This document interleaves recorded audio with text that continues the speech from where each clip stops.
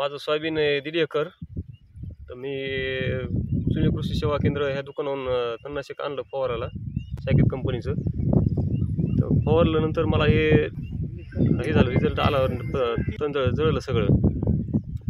मी ह्याची तक्रार कृषी विभागाकडे दिलेली आहे, पण अजून कोणीही माझी दखल घेतलेली नाही. मला जर 15 तारखेच्या आत नुकसान भरपाई दिली नाही तर मी कृषी कार्यालयासमोर 15 तारखेला आत्मदहन करणार आहे. पुरुषोत्तमपुरी गावच्या गट नंबर 23 मध्ये आहेत बाळासाहेब शेंडगे यांच्या जमिनीमध्ये या शेतकऱ्यांना 60 आर क्षेत्रावर सोयाबीनची त्या ठिकाणी पाण्याखाली लागवड केलेली होती. 30 दिवसाचं सोयाबीन असताना आदामा कंपनीचं साकेत नावाचं औषध त्यांनी फवारलं आणि हे सगळं सोयाबीन जळून गेलं. अगदी या शेतकऱ्याचं 1.5 लाख रुपयाचं नुकसान झालेलं आहे आणि या शेतकऱ्यांना कृषी विभागाकडे तक्रार केलेली, परंतु कृषी अधिकाऱ्यांनी त्याची दखल घेतलेली नाही आणि म्हणून या शेतकऱ्यांना आत्मदहनाचं निवेदन दिलेलं आहे. आमची या ठिकाणी शासनाला विनंती की या शेतकऱ्याचं झालेलं नुकसान या कंपनीकडून वसूल करून या शेतकऱ्याला द्यावं, अन्यथा आम्ही तीव्र आंदोलन उभं करणार आहेत.